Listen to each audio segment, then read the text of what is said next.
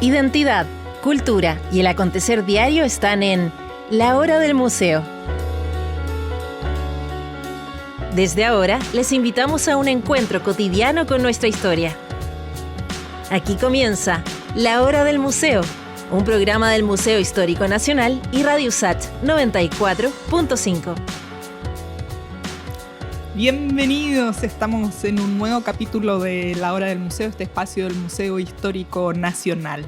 Hoy día vamos a conversar un tema bastante interesante que a mí al menos me cuesta comprender un poquito porque se trata también de ir hacia atrás y de entender un árbol genealógico, por así decirlo.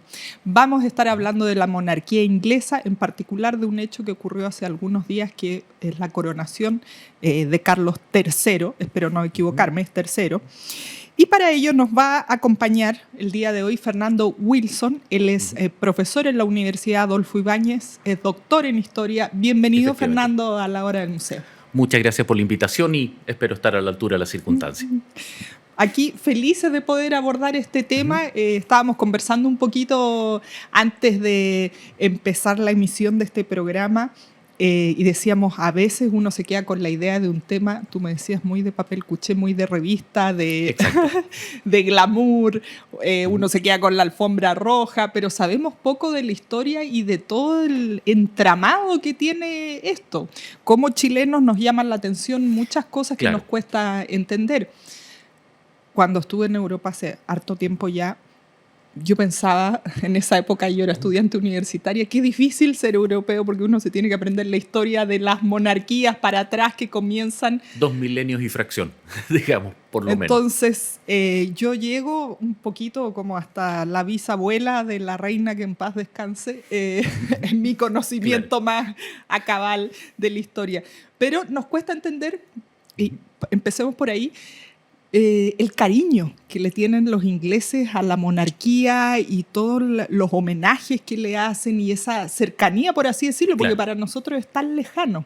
¿Cómo es que comienza esta historia de, yo veo desde aquí una buena relación entre el pueblo inglés y la monarquía? A ver, primero que nada es una institución que se hunde, digamos, en el periodo anterior a la historia formal británica. Estamos hablando antes incluso de la conquista por parte primero de César y luego de Claudio durante el Imperio Romano, digamos, es decir, literalmente antes de Cristo.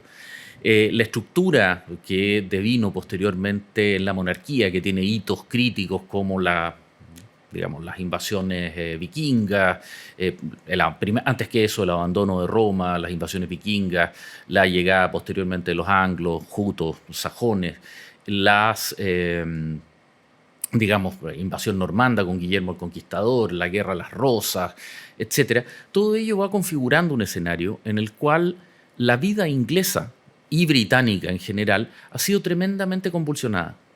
Y la figura de la corona les entrega de alguna manera una persistencia. De hecho, si tú te fijas, el último siglo para Gran Bretaña ha sido escalofriante, digamos. Claro. 2 guerras mundiales, partieron el siglo XX como la principal potencia económica, financiera, tecnológica, científica del mundo. Después de 2 guerras mundiales que los devastaron, tuvieron que entregar ese imperio. Y de alguna forma, en todas esas dinámicas, en toda esa flexibilidad que tienen para abordar su proceso social, la corona les entrega, de alguna forma, el sentido de persistencia, el sentido de continuidad. Isabel II fallece en una Gran Bretaña dramáticamente distinta a la que asumió como reina en el 53. Pero precisamente esa Gran Bretaña actual no tiene nostalgia por el imperio porque ha podido evolucionar libremente teniendo la estructura de contención que provee la corona, en paralelo a la existencia de un sistema político democrático que funciona perfectamente bien. De alguna forma, la separación del rol del jefe del Estado con el jefe de gobierno. Los jefes de gobierno cambian con unas velocidades notables. Podemos recordar a Liz Truss hace algunos meses que no alcanzó a llegar al mes y medio. Boris Johnson, etc. Pero la persistencia de la corona les dio esta garantía. Incluso el propio Carlos III, que si bien es cierto está recién siendo coronado, como príncipe de Gales ha tenido una participación social, en caridades, en temas patrimoniales, en temas de conservación, etcétera, de desarrollo urbano, que ha sido extremadamente extensa, ya desde la década del 60. Claro. Por lo tanto, es una figura familiar que ahora sube, cambia de estatus, pero que es una figura que provee continuidad. Así es, siempre ha estado ahí entendido de alguna manera como el rey. Siempre sabíamos que iba a hacerlo. Digamos. Claro. Más allá de todas las bromas, chistes, memes, caricaturas que se hacían de este príncipe que envejecía sin que jamás tuviera la oportunidad de llegar al trono, sabiendo que su madre jamás iba a abdicar por el sentido de deber que le inculcó su padre, Jorge VI, que tuvo que recoger el estropicio que había dejado su hermano. Digamos, Eduardo VIII, y que tuvo que enfrentar a la Segunda Guerra Mundial, etc. Por lo tanto, ahí también hay un rol, hay un sentido que lo reconocen en la figura de la corona. Bueno, ahí yo parte de la historia la conozco nada más a través de la película El discurso del rey, ¿no? Donde cuentan algunos detalles de esta historia y cómo él llega al trono. La verdad es que El discurso del rey, al igual que La hora más oscura, son películas que son fantásticas en términos de transmitir lo que podríamos definir como un metamensaje. Pero lamentablemente se toman algunas libertades que alteran el sentido. Ciertamente Bertie, digamos, que adopta el título el nombre de Jorge VI como rey, en honor a su padre, Jorge V, era una persona tímida, tartamudo, etc., pero con una voluntad de hierro y un compromiso con su sociedad que, bueno, en buena medida es lo que lo lleva a la tumba con un cáncer al pulmón. Fumador empedernido, en cadena, digamos, termina finalmente muriendo por el estrés que le representó, digamos, dirigir a su nación en combinación con Winston Churchill durante la Segunda Guerra. Ahora, ese rol, el hecho de que él no se haya ido de Londres, no abandonó Buckingham, a pesar de que le cayeron un par de bombas, sus hijas entraron al servicio militar, la propia reina Isabel fue conductora de ambulancias, digamos, de verdad, digamos, no simulado. También cimenta un rol que tiene la monarquía en general en Gran Bretaña, pero los Windsor, o Battenberg con anterioridad, Saxe-Coburgo-Gotha, han tenido muy claramente el príncipe Andrés, hoy día tan complicado por sus relaciones con Harvey Weinstein, etc., fue piloto de helicóptero antisubmarino durante la Guerra de las Malvinas, digamos, voló cerca de 800 horas, digamos, de combate, o sea, no es menor, en la línea junto con todo el resto de los miembros. El propio príncipe Carlos fue en su momento oficial de Marina, mandó un dragaminas, de alguna forma tienen una carrera profesional. El tan polémico Harry fue artillero de helicóptero Apache en Afganistán, en 2 tours de combate, demostrando de alguna manera que ellos están donde mandan a sus súbditos a entrar. Bueno, ahí hay todo un tema muy propio del sistema fluido británico que se genera la dinámica del citizen subject, es decir, es simultáneamente un ciudadano con los derechos de cualquier ciudadano en una república democrática, pero al mismo tiempo es súbdito de una institución que se conecta con la historia en la larga duración de la nación británica. Hay tantas cosas que se me vienen a la cabeza y que quiero sacarte el jugo el día de hoy para ir aprendiendo de este tema. Hay muchas cosas que están sucediendo hoy día, muchas cosas que ocurrieron en el pasado y que se conectan, pero voy a hacer una pregunta muy, muy coloquial, porque la escucho a cada rato, las personas se acercan a mí. ¿De qué vive la monarquía inglesa? Suele ser una pregunta como, claro, es que reciben la plata, pero no trabajan en nada. No, la verdad es que hacen bastante. A ver, primero hay varias cosas. El rey de Inglaterra tiene una condición que es bastante particular a las figuras monárquicas europeas, en el sentido que desde Guillermo el Conquistador es un nombre medio complicado, pero es el señor alodario, es decir, es el dueño de la tierra. Eso significa que él entrega los feudos. Y de la misma forma, todos sus hijos, todos sus descendientes, etcétera, son señores feudales en el sentido literal del término. Reciben remuneraciones por eso, son propietarios de literalmente cientos de casas, cientos de terrenos, granjas, etcétera. En ese sentido, el título de príncipe de Gales es lo que se conoce como un título in waiting, de espera, que no tiene patrimonio asegurado, pero el príncipe heredero es a la vez duque de Cornwall, que es el más rico de los ducados británicos, es dueño de centenares de granjas, incluso Carlos III llegó a fundar una ciudad en la década de los 80, cuando todavía no estaba de moda el tema de carbono neutral, ecológico, etc. Él construyó una ciudad ecológica y patrimonial modelo. Qué maravilloso. que se llama Poundsby. Digamos, que de hecho los departamentos no se venden, se arriendan, pero tienen listas de espera de 20 años, porque efectivamente es una ciudad perfecta que en algún sentido fue considerada casi como un laboratorio. Tengo que ir a conocerla. O sea, no, Poundbury es incluso todo el Ducado de Cornwall, más allá de que la mayor parte de sus tierras y derechos marítimos se ubican hacia el Atlántico, digamos, cerca de Land's End, en ese cachito que tiene la isla británica, la isla grande, hacia el Atlántico, hacia el oeste, tiene tierras repartidas por todo Gran Bretaña y en las cuales, sobre todo en las granjas, Carlos mantuvo la tradición de mantener el arriendo, en muchos casos simbólico, a familias que lo han detentado por generaciones, 22 en el caso de la más extensa. Y en esa situación ellos mantienen tradiciones, esa es la única exigencia. Cultivo orgánico, mantención de infraestructura, en the traditional ways previo a la Revolución Industrial Británica. Suena maravilloso, vamos a tener que ir a conocer ese lugar. Fernando, vamos a hacer una pausa para que regresemos con más de estos detalles sabrosos que queremos conocer el día de hoy sobre la monarquía inglesa. Ya regresamos.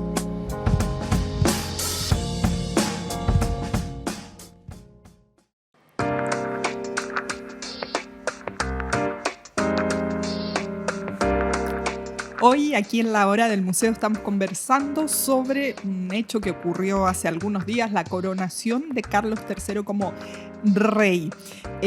Nos acompaña hoy Fernando Wilson, él es profesor en la Universidad Adolfo Ibáñez, es doctor en historia. Estábamos conversando, Fernando, recién de esta pregunta tan coloquial, como decía yo, de dónde sacan el dinero, de qué viven, cuál es el trabajo de quienes conforman esta familia.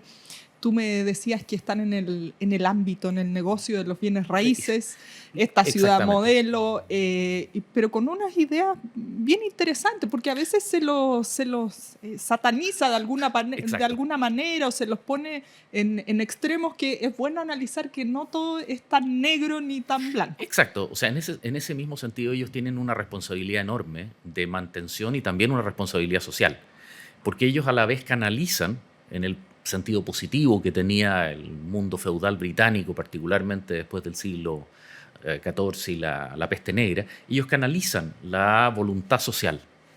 Ya desde la Carta Magna 1215 en Gran Bretaña se reconoce la existencia del común del reino. Bueno, hoy día tenemos la House of Commons, la Cámara de los Comunes. En ese esquema, el señor feudal no es un tirano que abusa, sino que es una figura mucho más compleja de intermediación de la voluntad de la tierra, porque le va la suerte a él también, y de canalización de esas voluntades o de esa percepción hacia la monarquía. Ahora, por el otro lado, desde Guillermo el Conquistador, como el rey es el dueño final, siempre le puede quitar los feudos. E Isabel II le quitó a 3 herederos la tierra. Casos de vidas disolutas, personas que simplemente no estaban a la altura de las circunstancias, se les retiraron los títulos y pasaron a ser comunes, digamos, simplemente porque no estuvieron a la altura de la institución. Los británicos ven esto no tanto como un privilegio, como una enorme responsabilidad. No lo ven tanto como estar en la Costa Azul en un yate tomando tragos complicados, digamos, sino que desde la perspectiva de estar con botas de goma, calzados, parca color verde, digamos, caminando por los campos, viendo qué es lo que ocurre, etc. Y eso hace que en general la nobleza británica tenga una cercanía, una vinculación territorial muy potente, que luego se traduce también en el esquema de lo que representa la monarquía en sí misma. No es solamente la figura del rey, sino que es toda una arquitectura feudal que, claro, desde la perspectiva de una república de 200 años, como es el caso chileno, es un anatema, es una bestialidad.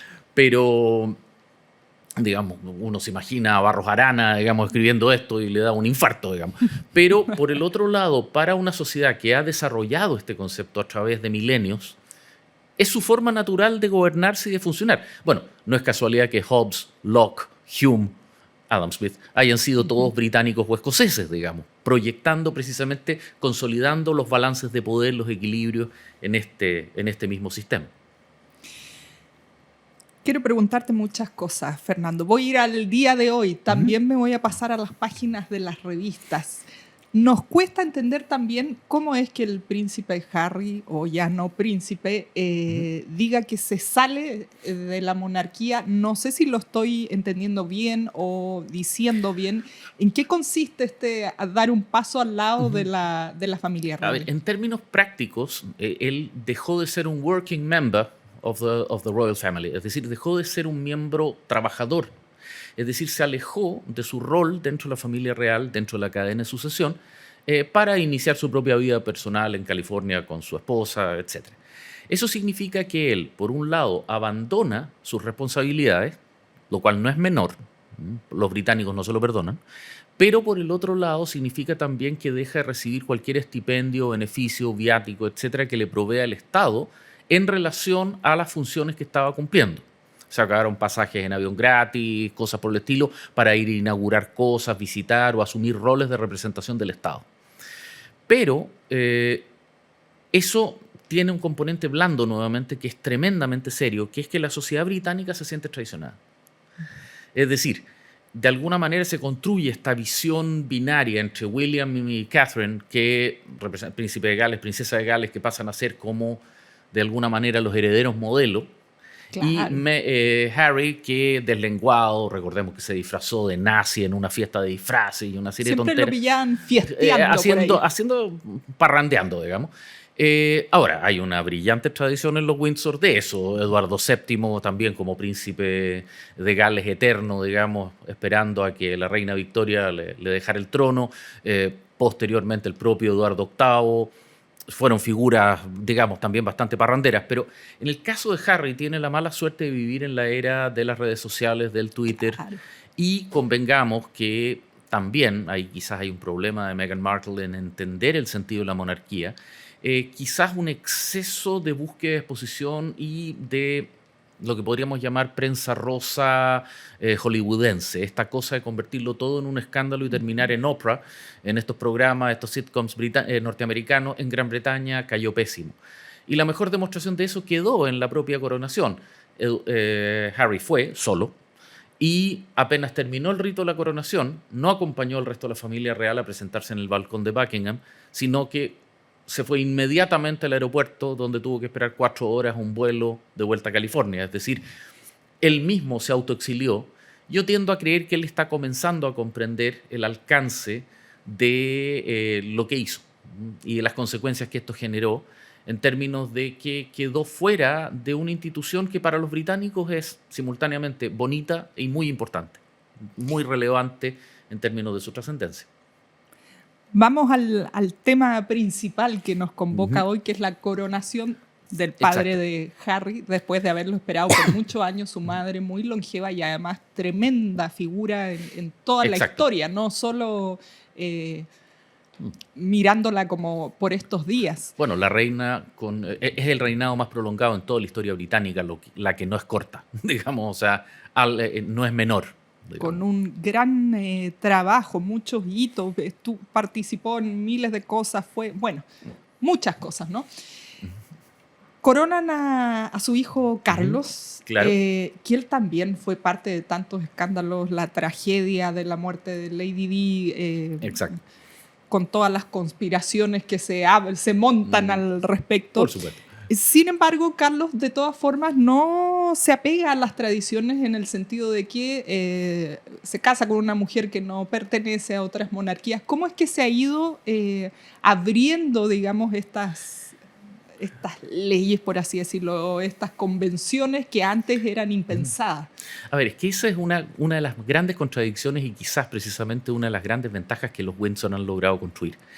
Ellos tienen una capacidad de adaptación a los tiempos que es gigantesca, como que de hecho consiguen mantener la vigencia de la idea monárquica en Gran Bretaña.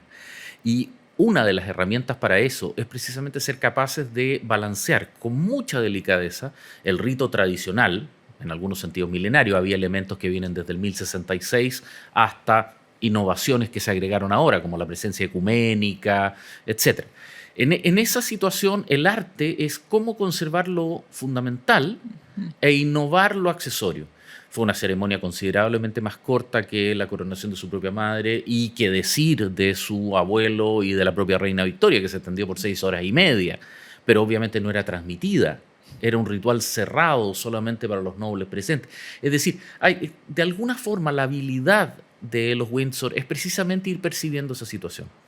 Y hay miles de pequeños guiños a demasiadas cosas como para poder conversar en los minutos que tenemos, pero el hecho de que él haya cambiado su monograma, que ya no haya tenido la corona de Estado o la corona de Eduardo el Confesor, sino que por el contrario haya escogido en su monograma la corona Tudor, que tiene un perfil más redondeado, digamos, no tiene la cruz de brillantes con el rubí del príncipe negro.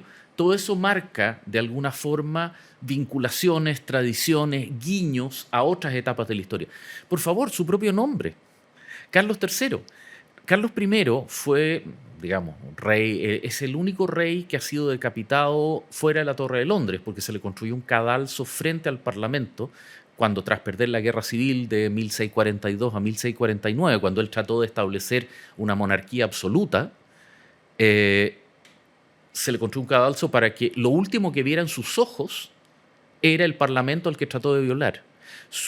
Viene luego el periodo del protectorado de Oliver Cromwell, luego viene su hijo Carlos II, que tampoco termina muy bien, y finalmente viene la gloriosa revolución, así llamada porque no pasa nada, no hay violencia, y la Carta de Derechos de 1689, que precisamente consolida a Gran Bretaña en lo que hoy día podríamos llamar una democracia, que es lo que podríamos decir lo más cercano que tiene Gran Bretaña a una constitución escrita. Entonces, en ese sentido, ser Carlos III es el reconocimiento por Isabel y Felipe de que a este rey le van a tocar momentos y etapas en las cuales la corona también va a tener que mutar. Y el propio Carlos lo entendió, porque bautizó a sus hijos como Guillermo y Haroldo, los dos enemigos en la batalla de Hastings de 1066, cuando los normandos conquistan Inglaterra, y que de alguna manera simbólicamente vuelve a reunir al mundo sajón y al mundo normando, vuelve a reunir a Gran Bretaña, a los 4 reinos, digamos, Irlanda del Norte, Gales, Escocia e Inglaterra, en torno a una figura común, que claro, está consolidada desde el Acta de la Unión de 1707, pero eso es leguleyad, digamos. Trata de alguna forma de abrazar y conectar a todo el país.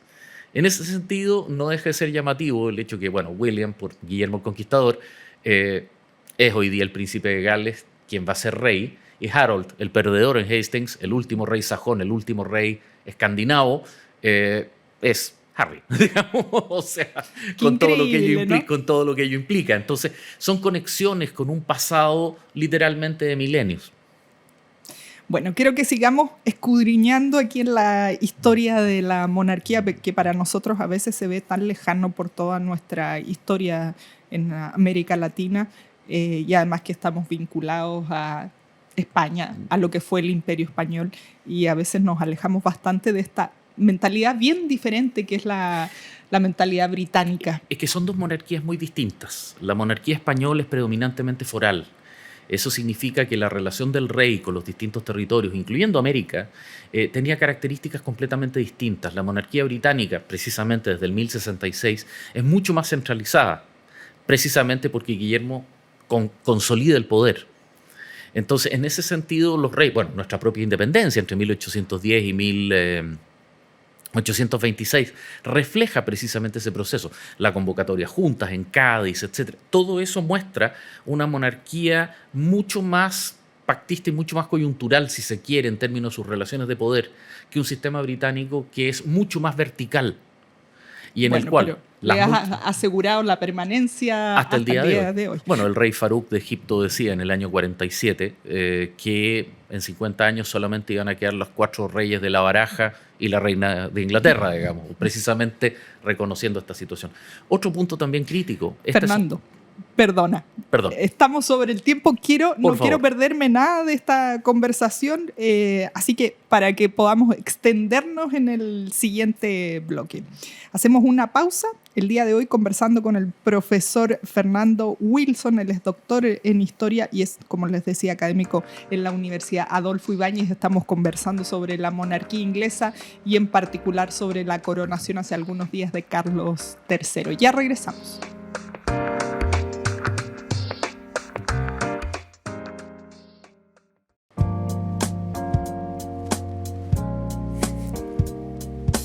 Fernando, estábamos conversando recién antes de ir con esta pausa.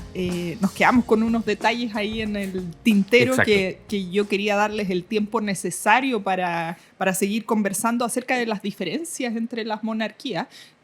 Nos ibas a mencionar un detalle, pero antes yo quería hacer así como un repaso de cuántas monarquías hay hoy día en Europa. Porque unas son, la británica es la que más aparece, digamos, exacto, pero hay otras que son bien bajo perfil. No, el caso, por ejemplo, la corona belga, la corona holandesa, las coronas escandinavas, salvo Finlandia, que es república, producto de su muy agitada historia.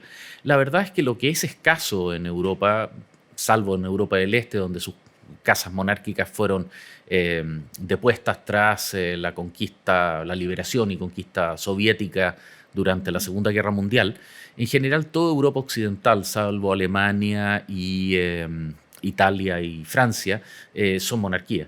En el caso italiano, el año 46 se votó y no hubo nadie más sorprendido que los propios italianos, digamos, que ganara que se abolía la monarquía. El caso francés, bueno, evidentemente después de la revolución, la restauración postnapoleónica y finalmente la revolución del 48, donde el primer presidente, paradojalmente, sobrino de Napoleón, se corona como emperador, Napoleón III, y finalmente es depuesto tras la derrota de 1870 frente a Prusia. Y el caso, bueno, naturalmente de Alemania, que después de la deposición de la casa de los Hohenzollern, la abdicación del Kaiser en 1918 y el paso por la frágil República de Weimar, el periodo nazi, finalmente se consolida en una república democrática, digamos, que al absorber a la República Democrática Alemana, la República Comunista del Este, se consolida ya como un gran actor democrático. Pero cuesta recordar que en Europa todas sus democracias son extremadamente jóvenes y normalmente tienen menos de la mitad de duración democrática como instituciones que el caso latinoamericano y en particular de Chile. Mira, siempre que los estamos mirando a ellos en busca de soluciones. O sea, la democracia alemana, la democracia italiana son extraordinariamente jóvenes. Recordemos que como países unificados datan de 1861 y 1871, Italia y Alemania respectivamente. Por lo tanto, son sociedades que retienen todavía mucho arraigo regional, incluso idiomas, dialectos, etcétera, que mantienen de alguna forma un guiño a que 3, 4 generaciones atrás todavía eran territorios semiautónomos, etcétera, unificados por, bueno, Guillermo I y Bismarck en el caso alemán, o el conde de Cavour, Garibaldi y por supuesto Víctor Manuel en el caso italiano, digamos. Pero todo eso muestra de alguna forma cómo siguen manteniendo fragilidades. Incluso en la propia política italiana existe la infausta Liga del Norte, digamos, que pretende independizar el norte italiano del sur, de alguna manera confirmando la falta de fiato nacional en el sentido macro respecto a esta situación.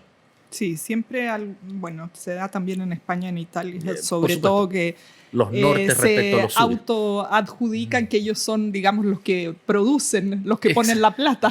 Y que el sur la disfruta, digamos. O sea, en ese sentido, por distintas razones mi señora es vasca, digamos, y me toca conocer ese tema en primera persona singular, digamos. Fernando, hay ciertos detalles muy interesantes comparando recién con la monarquía española respecto de la británica, y quedábamos en que la británica ha sido probablemente la más exitosa para ellos como monarquía, porque Exacto. se ha mantenido a pesar de muchas crisis, de muchas situaciones. Exacto. Como las guerras mundiales, como crisis, digamos, personales de quienes integran las familias reales, muertes, asesinatos, en fin. Una historia, Exacto. Se podría decir incluso en algunas secciones escabrosa. Hay mucho simbolismo en esto y creo que es parte de el mantenerse ahí. Exacto. A ver, primero, dentro de lo que es la ceremonia propiamente tal, primero no podemos olvidar que Gran Bretaña es una sociedad mestiza. Se compone esencialmente de 4 naciones con idiomas, historias, muchas veces construidas precisamente por sus oposiciones. Si bien es cierto, Inglaterra es por lejos la más grande en términos geográficos, económicos, demográficos, ello no significa que sus relaciones con Escocia, con Gales y con Irlanda del Norte sean automáticas.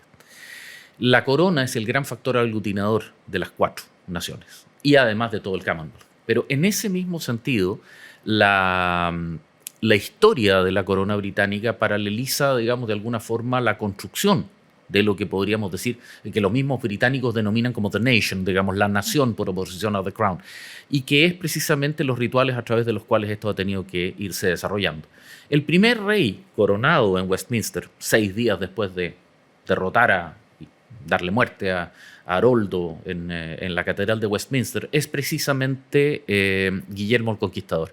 La Catedral de Westminster, su versión original, por supuesto, ha ido creciendo, pero el corazón sigue ahí. Fue inaugurada por Eduardo el Confesor en el 1060 y en el 1066 se corona, digamos, Guillermo. Luego tú tienes el transporte desde Escocia de la Piedra del Destino, o sea, vaya la nombre. Piedra del O sea, Destino. parece casi sacado de un libro Tolkien o de una serie de superhéroes, digamos, pero que muestra precisamente, es una piedra ritual que tiene un origen perdido en la historia, digamos, probablemente se retrae al mundo de los pictos y caledonios, que refleja de alguna manera el compromiso de los escoceses de ser fieles y leales a la corona británica, a la corona general. Luego tenemos todo el ritual de entrega del orbe, digamos, con aceite del Monte de los Olivos de Jerusalén, que representa su rol como protector de la fe, el cetro, la espada. Estaba precisamente la presidenta de la Cámara de los Comunes, Penny Murdoch, que es una figura muy polémica en Gran Bretaña, pero que hizo un papel impecable, vestida con un vestido azul calipso, con una serie de guiños al rol y a los símbolos de la Cámara de los Comunes, portando la espada del Estado, que significa de alguna manera la presencia de los comunes. Esto no es un juego de solamente la nobleza, está el pueblo presente en la entronización y porta la espada, el mensaje es explícito. Recordemos lo que te mencionaba Carlos I, y antes que eso incluso la Guerra de las Rosas entre Lancaster, las casas de Lancaster y York, donde triunfan los York, digamos, y que consolidan de alguna manera este proceso. La historia británica ha sido muy sangrienta internamente. Antes de salir a conquistar el mundo, digamos, pasaron la mejor parte de 1,5 milenios peleando entre ellos. Y la coronación refleja el equilibrio de poderes.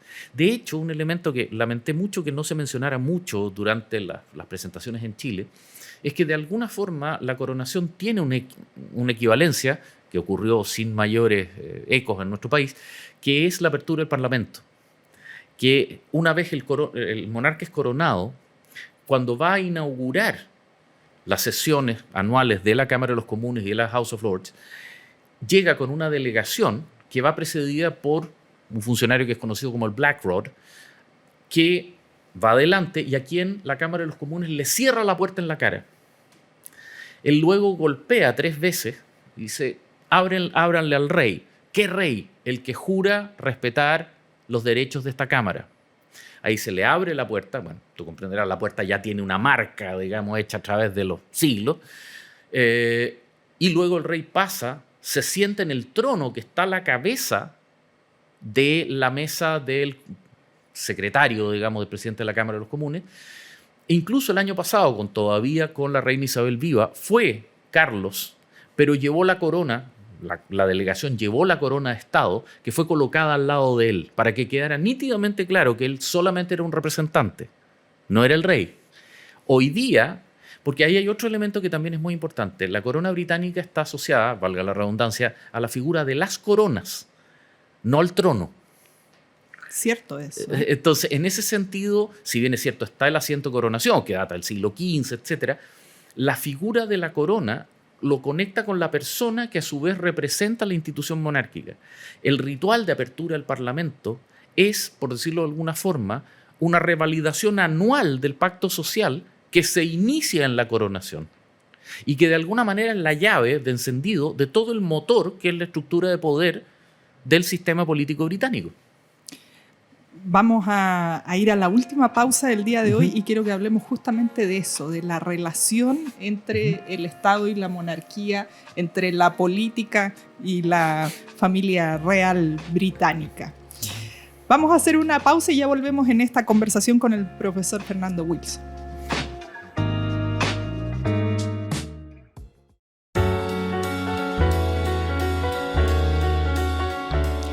Hoy día aquí en la hora del museo, este espacio del Museo Histórico Nacional, estamos conociendo acerca de la monarquía británica a raíz de que hace pocos días fue la ceremonia de coronación del rey Carlos III.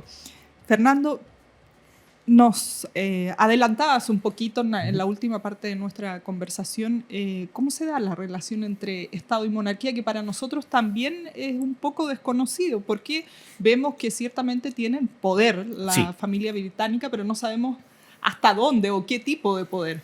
A ver, ya desde la reina Victoria, los distintos reyes británicos básicamente reinan pero no gobiernan. Para nosotros es muy complicado porque la figura del jefe de Estado está conectada con el jefe de gobierno en la figura del presidente.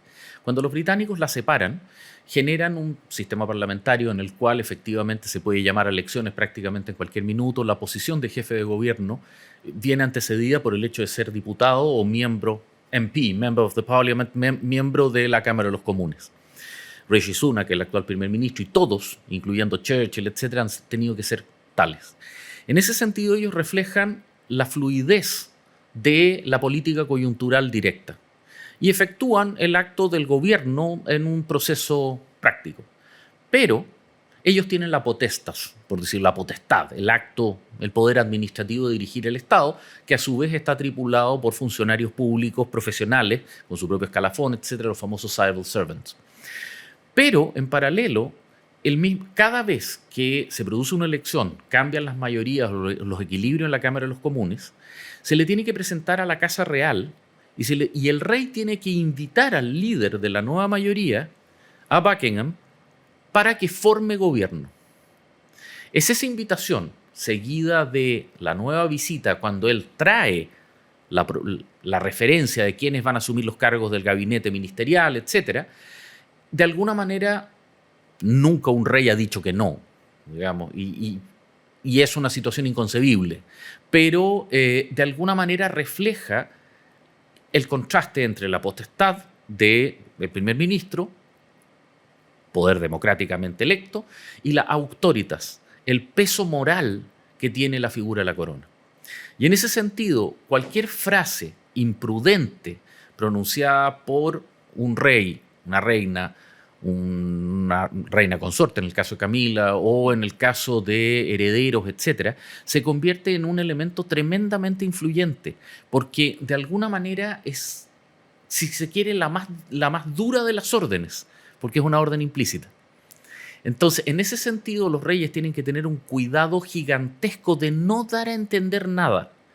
Carlos, cuando comenzó a entrar activamente en política contingente respecto a la renovación urbana, una serie de ciudades británicas que estaban renovando los primeros edificios de vivienda obrera construidos con urgencia después de la devastación de la Segunda Guerra Mundial, comenzó a mandar cartas al diario planteando de que no había por qué construir horribles bloques soviéticos, horrible Soviet blocks, él planteó, sin ninguna gracia, y que por qué no se podía respetar el riquísimo acervo patrimonial de Ruskin, Christopher Wren y los grandes arquitectos británicos.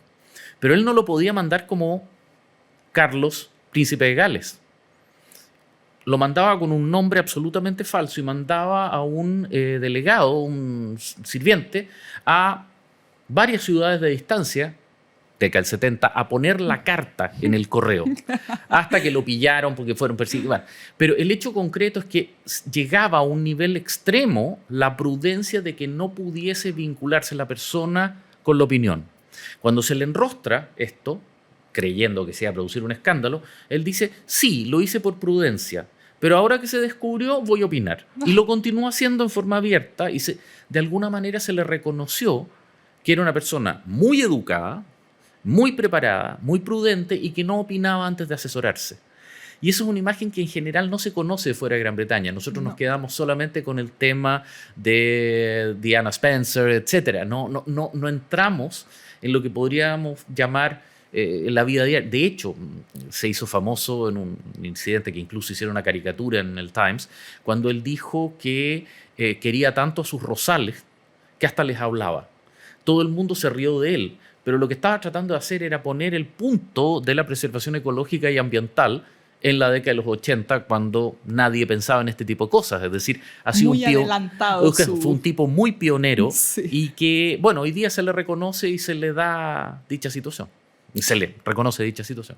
Fernando, nos queda poquísimos minutos y quiero cerrar el programa hablando de Carlos, que no tiene muy buena fama o mucho cariño, ¿no? Porque no quería a Diana, siempre se supo que mantenía de forma paralela esta relación con Camila, y el pueblo inglés y el mundo quería mucho a Diana.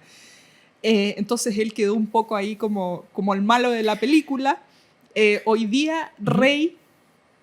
¿Quién es en realidad este Carlos III que asume el reinado de Gran Bretaña y la corona de Gran Bretaña? ¿Y cuál va a ser su principal desafío? A ver, primero es el rey que asume más viejo en toda la historia británica, ¿Cuántos a los años 73. Todo parece sugerir que va a ser algo parecido a lo que fue Eduardo VII, es decir, tras la reina Victoria. Un reinado comparativamente breve, aunque hoy día, bueno, las expectativas de supervivencia, y más aún en la familia Windsor, son bastante extensas, digamos. Si viviera lo mismo que su madre, tiene por delante por lo menos unos 20 y fracción, casi 30 años, digamos, por delante de reinado. Pero dentro de esa situación yo tiendo a creer que el principal desafío que él tiene es de mantener de alguna forma el sentido de pertenencia británico de los 4 territorios frente de los 4 reinos y de su relación con el Commonwealth, donde se produce una paradoja muy particular. Algunos territorios tradicionales, antiguas colonias, digamos, particularmente el Caribe, como Barbados, etcétera, han optado por retirarse del Commonwealth y abandonar su relación con la corona británica. Pero paradojalmente, una serie de territorios, por ejemplo las Islas Tonga, etcétera, que nunca han sido parte de la corona británica, han postulado a entrar al Commonwealth y se los ha aceptado. Es decir, son, por decirlo de alguna manera, colonias por adopción. Ser líder de una visión de mundo, que hoy día en la coyuntura lo vemos reflejado en los conflictos, con el conflicto de la invasión rusa a Ucrania, etcétera, y de una Europa que se separa entre una Europa continental y un mundo anglosajón, dentro del cual podemos meter Estados Unidos, Canadá, Australia, etcétera, que representa una segunda alma de Occidente y que representa, como Churchill lo planteó en la historia de los pueblos angloparlantes, una visión cultural que quizás llegó el momento de comenzar a reconocer en cuanto a tal, más allá de la mera definición genérica de Occidente. En ese sentido, esta segunda alma se reconoce en su ritualidad y en su historia, que al final del día tiene un origen, evidentemente, en Gran Bretaña y en Inglaterra en específico. Mantener esos lazos, desarrollarlos, a través de este muy delicado equilibrio de auctoritas y potestas que te lo mencionaba, es un desafío realmente importante. Y como quedó claro cuando se produjo la coronación, que estaba no solamente Carlos, sino que también estaba William y George, el tercero en la línea, el primogénito de William y Kate, ya se generaba un sentido de futuro, un sentido de trascendencia, de un monarca que quizás no gobierne tanto, pero que ha mantenido viva la dinastía. Si tú miras en términos estrictos, ahí tú tienes cerca de un 20% de toda la dinastía Windsor presente en un solo espacio. Ese sentido de continuidad es quizás el desafío más relevante. Puede parecer poco, pero para preservar una monarquía de 2100 años que se ha ido construyendo paso a paso, me parece que tiene una elegancia y un misterio que bien merece ser observado y mantenido en el tiempo. Vamos a ver cómo sigue avanzando el mundo por los próximos 2000 años. Hoy día nos parece impensado que una monarquía pueda existir 2000 años más, pero ya vamos a ver cómo se dan las cosas. Han pasado cosas tan raras en la historia humana que, bueno, la dinastía Yamato japonesa viene desde el 600 a.C., así que convengamos que cosas más raras se han visto en la historia. Fernando, muchas gracias por haber conversado con nosotros de este tema que a mí me encanta, porque la verdad es que nos ilustra sobre realidades que a veces nos resultan bastante lejanas, mirados desde aquí, de este confín del mundo donde vivimos en Chile. Así que muchas gracias por favor, haber estado con nosotros conversando en la hora del museo. Muchas gracias por la invitación. Siempre es un gusto estar y salir de la sala y poder conversar de este tipo de temas fuera, digamos, de un curso asustado por el fin de semestre. Así que te lo agradezco muchísimo. Bueno, para mí encantada de poder aprender todo esto y además, en el fondo, que este sea mi trabajo. Feliz de acompañarlos con estos temas y poder difundir parte de nuestra historia. Nos vamos a despedir aquí. Nos volvemos a encontrar en la siguiente emisión de La Hora del Museo. Esto fue La Hora del Museo, un encuentro cotidiano con nuestra historia. Un programa del Museo Histórico Nacional y Radio USACH 94.5.